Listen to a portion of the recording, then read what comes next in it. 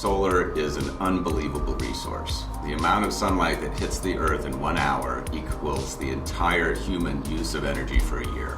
So it's an unparalleled resource that we need to take better advantage of. And one of the keys is to use the part of the solar spectrum that does photovoltaic conversion well for photovoltaics, and to use the rest of the spectrum for the heating process. When we were developing the FOCUS program, we thought very long and hard about how to bring the photovoltaic and the CSP communities together, because it's clear that this hybridization is the key to making these devices work and be effective.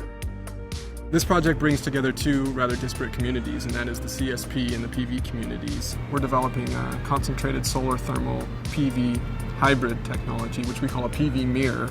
It looks like a mirror, but it has PV cells in it. So in a conventional CSP technology, you would have a curved, typically parabolic trough mirror reflector that is reflecting and concentrating sunlight to a point or a line where that sunlight is absorbed and it generates lots of heat.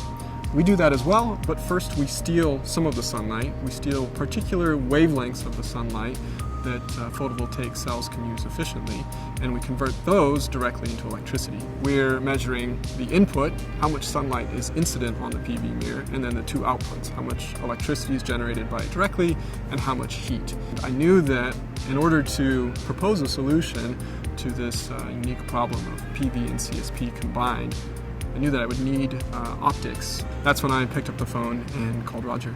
Most of my career was in astronomy, and a lot of that was in making the mirrors and the optics to do more advanced astronomy. I then began to think that if you put the same kind of technology into ground-based solar generation, you could probably get where you wanted to be for less money.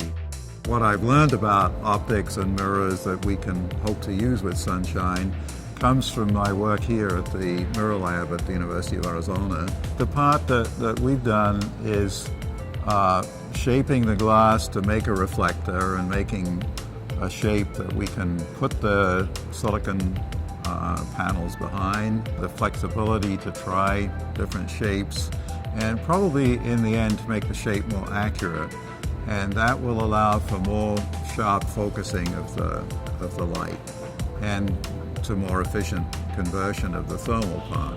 What's tantalizing is that, particularly with the evolution of PV panels, we are now getting, within a factor of 2 or something of getting the price low enough. What we're looking at is different technologies that, by combining the best of silicon and the best of other technologies, may let us get that final factor of 2.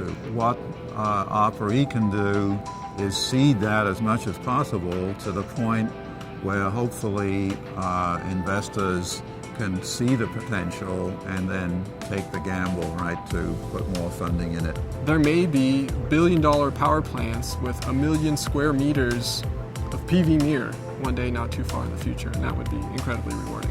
It gives us the opportunity to really more fully tap that renewable resource, to minimize our carbon footprint, and to more effectively use clean, renewable solar energy.